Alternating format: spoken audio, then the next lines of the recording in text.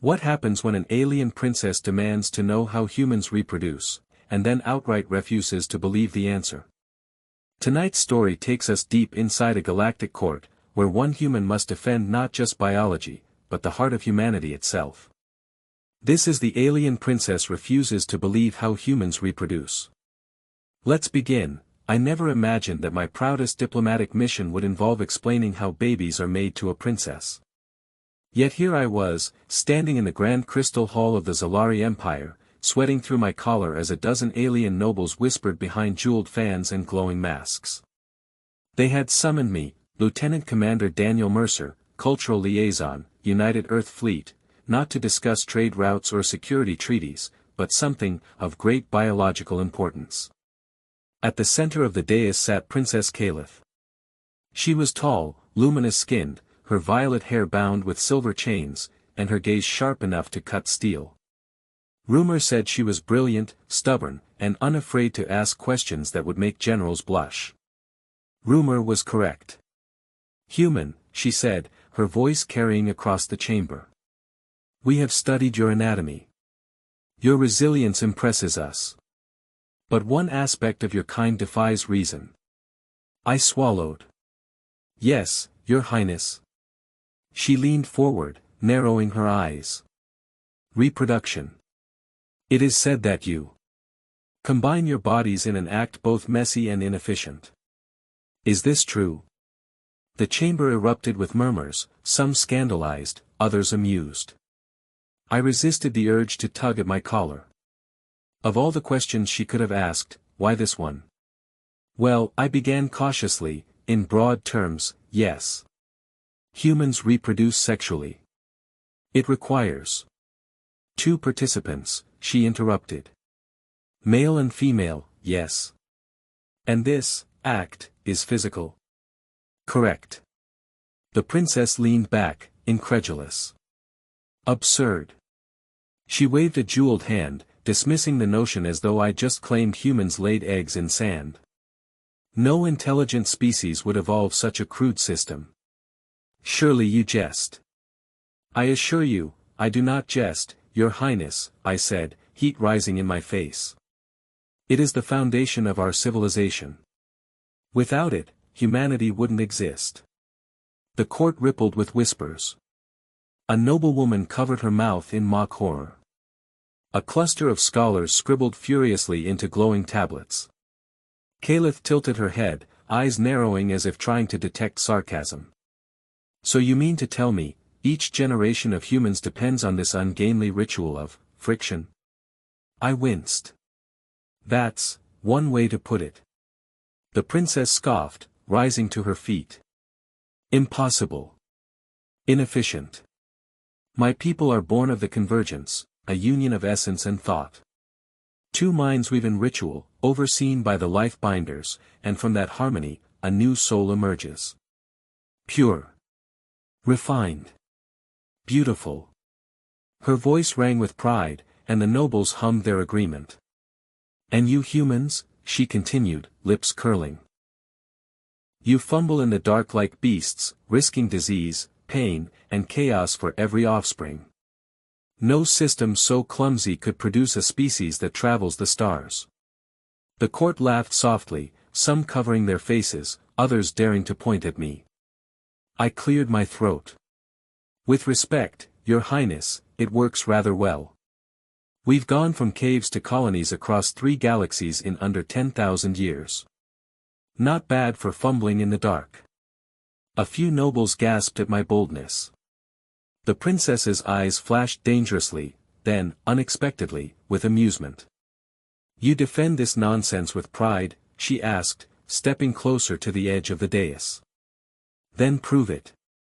Explain, in detail, how this system sustains your species. Convince me it is not the barbaric accident it appears to be." I blinked. She wants me to explain sex. To an alien princess. In front of her entire court. This was either the greatest honor, or the strangest humiliation, of my career. I straightened my uniform, forcing a diplomatic smile. "If that is your wish, Princess, then I will do my best to enlighten you." Her lips curved in a predatory smile. Good. For I refuse to believe that a species as loud, reckless, and persistent as humans could truly arise from such chaos. The chamber fell into hushed anticipation. Every noble leaned forward, waiting for me to begin. And I realized, with a sinking feeling, that this was not going to be a short conversation. I had expected curiosity. Maybe even awkward laughter. What I hadn't expected was outright mockery. The moment I described, in cautious detail, the human process of fertilization, the union of two gametes, male and female, through a physical act, the chamber all but exploded. One noble clutched his chest as if scandalized beyond repair. Another sputtered so loudly his jeweled mask fogged up. A trio of scholars whispered furiously, shaking their heads like I'd just admitted earthlings procreated by juggling lightning bolts. And Princess Calith? She laughed. Full-bodied, unrestrained laughter that echoed from the crystal walls like ringing bells. "Oh, stars above," she cried, wiping a tear from the corner of her glowing eye. "You actually expect us to believe this primitive fairy tale?" She paced in front of me, graceful in her flowing violet gown. "So you say, human, that every one of your kind begins life through an act of sweaty collision? No ceremony, no higher resonance, no ritual overseers, just two bodies colliding like. She waved her hand, searching for the insult. Like clumsy animals in the mud. Behind her, nobles chuckled. Some nodded approvingly, others smirked openly at my expense. I forced myself to remain calm. "Your Highness, biology often looks inelegant from the outside. But our method is efficient, adaptive, and, most importantly, it works." She scoffed. "Efficient? Hardly. My people converge minds in crystalline sanctuaries. A perfect match of essence creates life in hours. Meanwhile, your kind suffers pain, deformities, and even death in the process. What madness!" I spread my hands, the diplomat in me taking over. "Yes, childbirth is painful. Risky, even. But that struggle shapes us. It forges bonds between parents and children, and between communities. Every human alive owes their existence to sacrifices made before them." Calith tilted her head, clearly unimpressed. "Sacrifice? That is not noble, it is wasteful. Why suffer when perfection is possible?" Her words stung, but I pressed on. "Because perfection breeds stagnation. Our so-called messy reproduction makes us adaptable. We don't rely on ritual overseers or precise conditions. We can survive anywhere, from deserts to tundra, because our biology doesn't demand perfection, it thrives in chaos." A tall noble with crystalline tattoos rose, addressing the princess.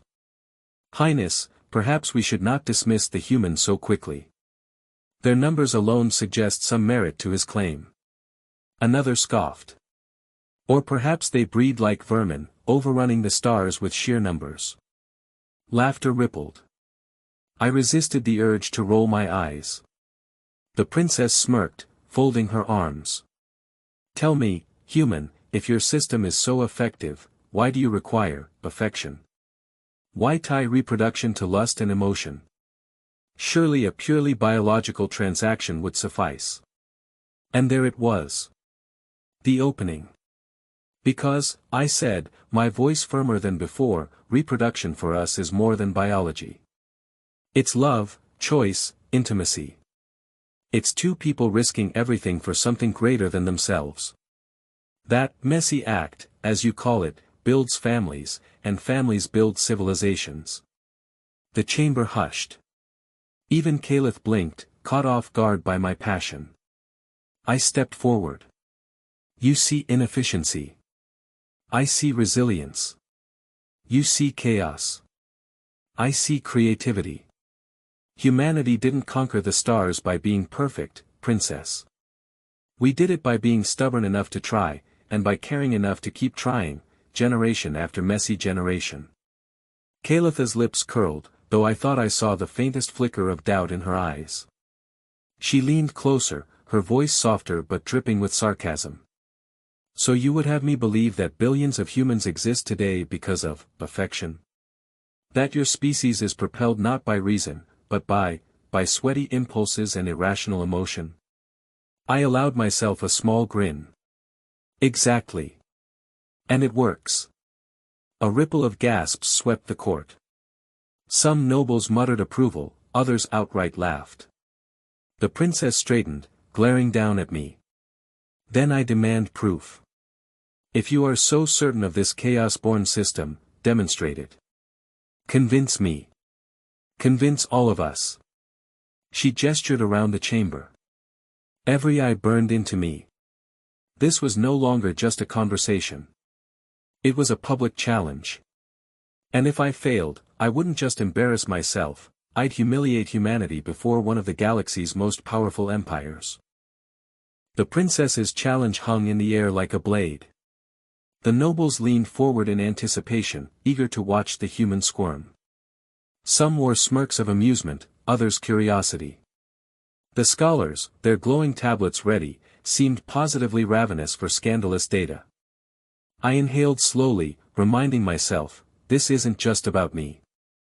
It's about my entire species.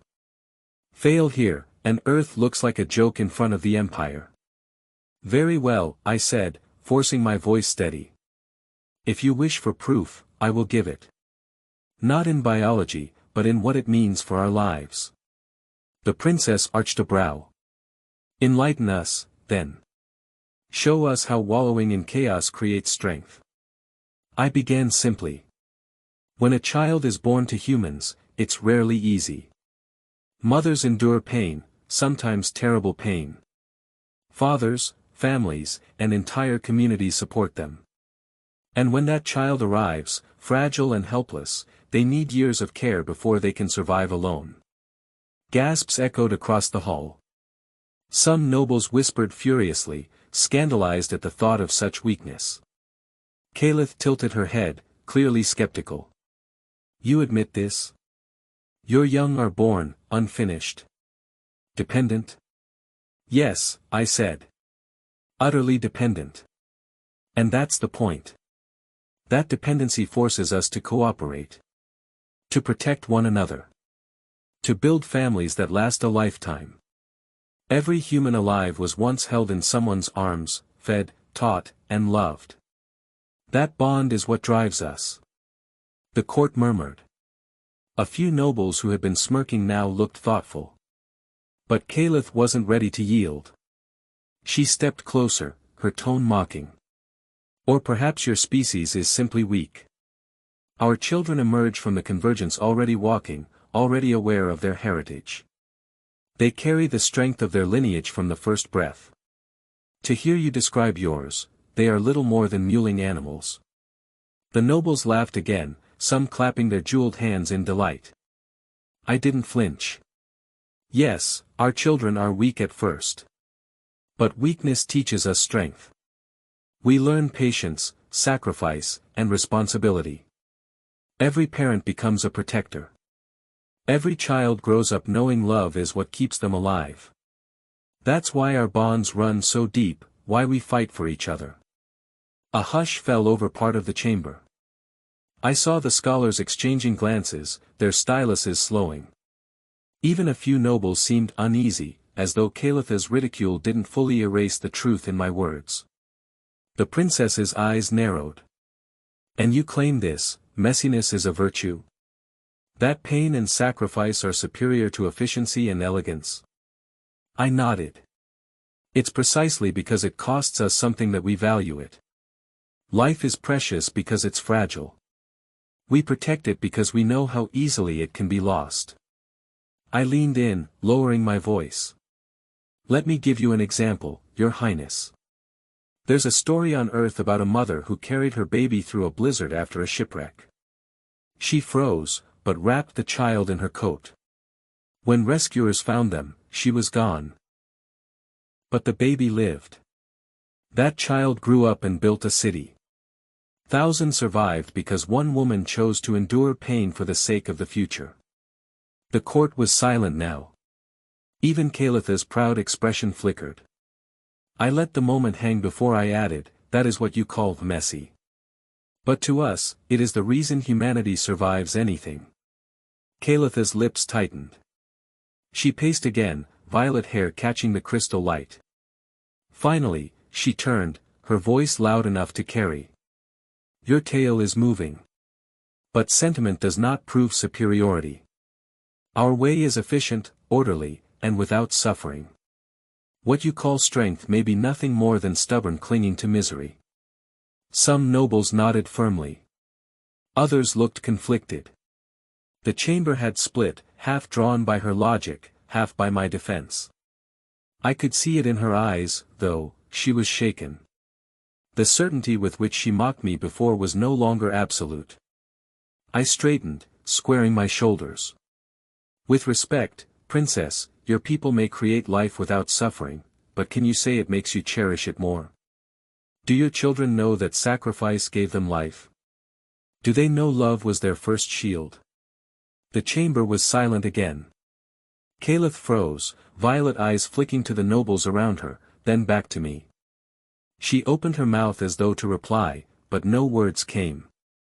And for the first time, I saw doubt settle across her proud features. Princess Kalith recovered quickly, straightening her posture as though my words had not struck her at all. You speak of love and sacrifice, she said coolly, but these are just stories. One heroic mother, perhaps two. Exceptions. Not proof of a species' greatness. Her voice echoed confidently, but I caught the faintest tremor of uncertainty. The nobles seemed divided, half still laughing at my primitive biology, half leaning forward, curious despite themselves. She lifted her chin. Tell me, human, have you ever witnessed this sacrifice yourself? Or do you merely repeat myths from your Earth? The question hit deeper than she realized. Memories stirred, some bitter, some warm. Yes, I said quietly. I have. The chamber fell silent again. I cleared my throat, forcing the words past the knot in it. My mother carried me during a famine. Food was scarce. She often went hungry so that I could eat. She grew frail, but I grew strong enough to survive. By the time the famine ended, she was gone. A ripple of gasps spread through the court. Even the haughty nobles looked unsettled. Kalitha's proud gaze faltered for the briefest moment. She gave her life, for you. I nodded. And I'm only one story among billions. Ask any human, you'll hear countless tales of sacrifice, large and small. Parents working dangerous jobs, soldiers fighting wars, communities sharing what little they have, all for the sake of their children. It isn't neat, it isn't perfect, but it's real. That's what our reproduction gives us, not just life, but meaning. For the first time, Kalith seemed unsure. Her violet eyes flicked downward, then quickly back up, as though unwilling to show weakness. My people do not suffer in such ways, she said softly, almost defensively. We weave life in harmony. No mother dies in agony. No child is born helpless. There is beauty in our order. There is, I agreed gently. But beauty without struggle can be hollow. Your children are strong from the first breath, but do they know the cost of survival? Do they know that someone once bled, or starved, or wept for them to exist? She flinched. It was subtle, but I saw it. The nobles stirred uneasily. Whispers filled the air. Some of them looked shaken, others indignant. One elder noble rose, crystalline robes glittering. Highness, the human speaks boldly, but perhaps too boldly. Yet, is it not true that struggle forges strength? Even our empire, glorious as it is, was born from war and sacrifice. Another scoffed. But to reduce such matters to biology? To filth and pain? I seized the moment. Not filth. Not just pain. Connection. Every human alive carries in their veins the struggles of those who came before. That's why we fight so fiercely to protect each other, we know the price that was paid. Kalitha's eyes softened, just for a heartbeat, before her pride surged again. You speak as if pain is some divine gift. But pain is suffering. And suffering is weakness. Why glorify it? I stepped closer, lowering my voice so it carried with quiet intensity. Because suffering teaches compassion. Because it reminds us of what matters. Because when everything else is stripped away, love is what keeps us going. That is why humans endure. The words hung in the crystalline hall like a weight. For a long moment, Kalith didn't speak. Her fingers curled against the railing of the dais, gripping tighter than her serene expression betrayed. Finally, she exhaled slowly. Strange creatures, you humans. To find strength in fragility, pride in chaos, and love in suffering, it defies reason. Her voice lacked the sharp edge it had before. It was quieter now, more reflective. But then, with a flicker of defiance, she added, and yet, I still refuse to believe that such a reckless system could be anything but a cosmic accident. The nobles chuckled nervously. She had not fully yielded, but the fire in her certainty was dimmer now. And in that moment, I knew I had done something remarkable. I had shaken the unshakable Princess Kalith. The princess's refusal echoed across the crystal hall, but it no longer carried the same weight as before. Nobles whispered fiercely among themselves. Some still smirked at my barbaric biology, but others frowned, clearly unsettled by what they'd heard. A few even nodded thoughtfully, as though pieces of a puzzle had clicked into place. The elder noble who had spoken before rose again.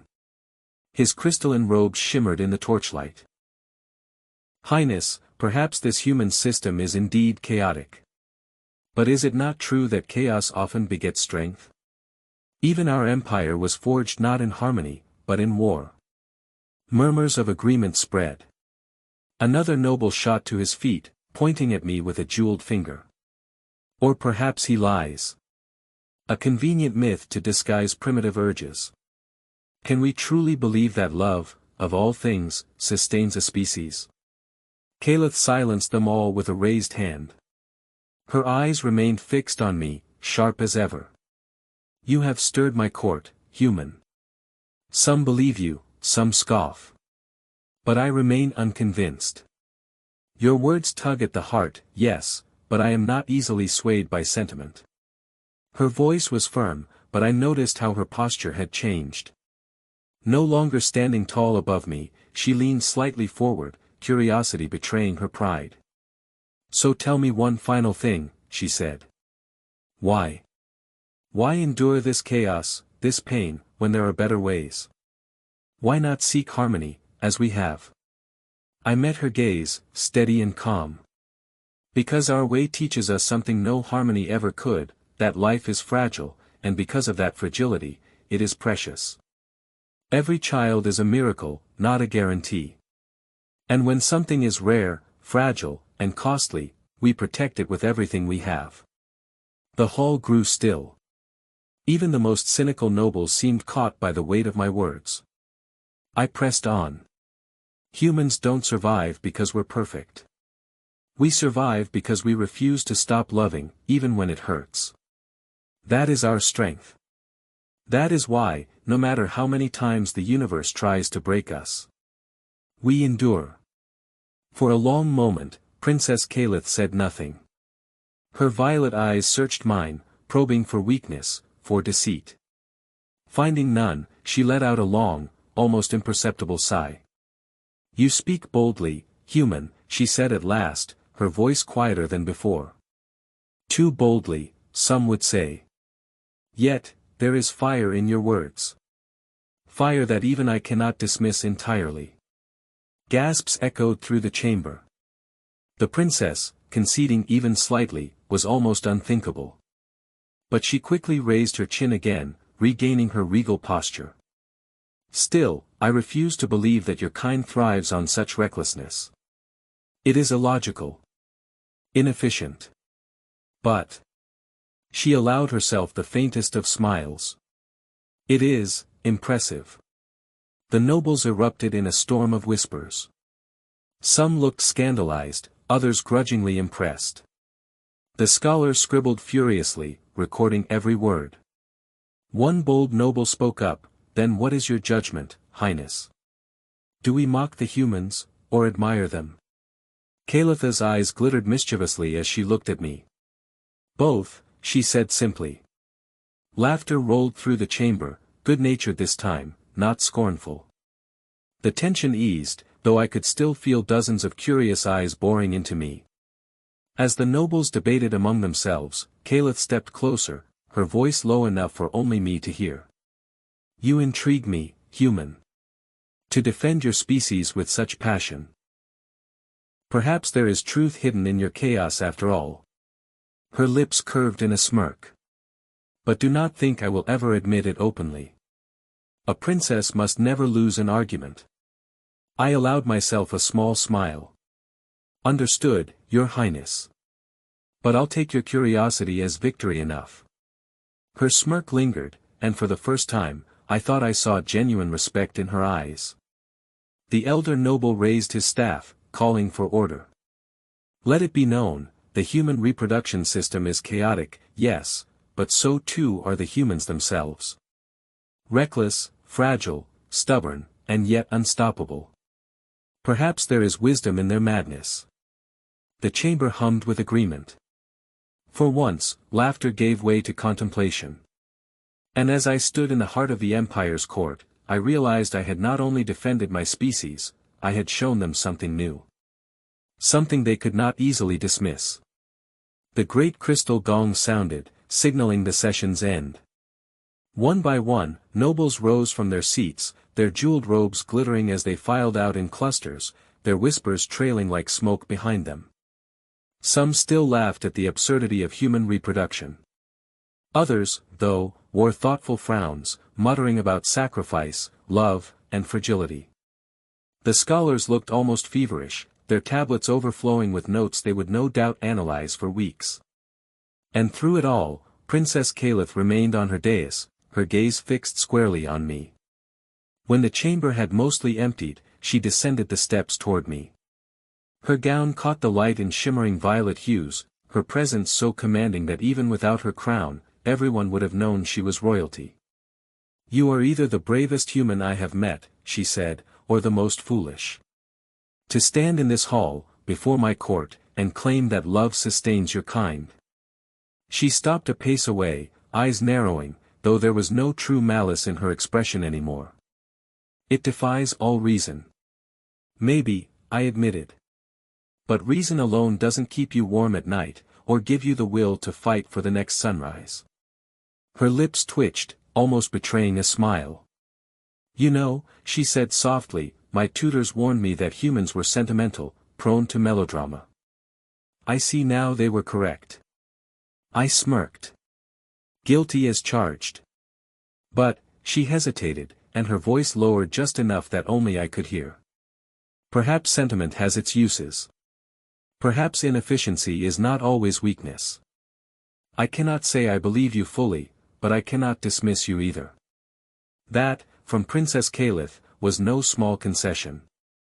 She straightened again, her regal mask slipping back into place.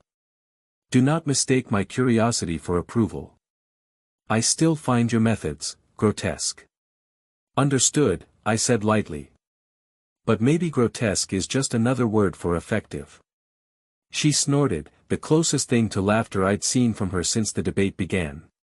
"You are fortunate that I enjoy your insolence, human. Others might have lost their heads for less." "Then I'll consider myself very fortunate," I said with a bow. Later, as I left the hall and the soft glow of the Empire's spires filled the alien night, I couldn't help but chuckle to myself. Of all the challenges I had prepared for, interstellar politics, trade negotiations, military strategy, this was the one that nearly broke me, explaining to an alien princess that humanity survives because two people are reckless enough to fall in love. Yet somehow, I had done it. And in doing so, I realized something important. To the galaxy, our biology may seem crude. Our ways may seem chaotic. But that chaos is exactly why we endure.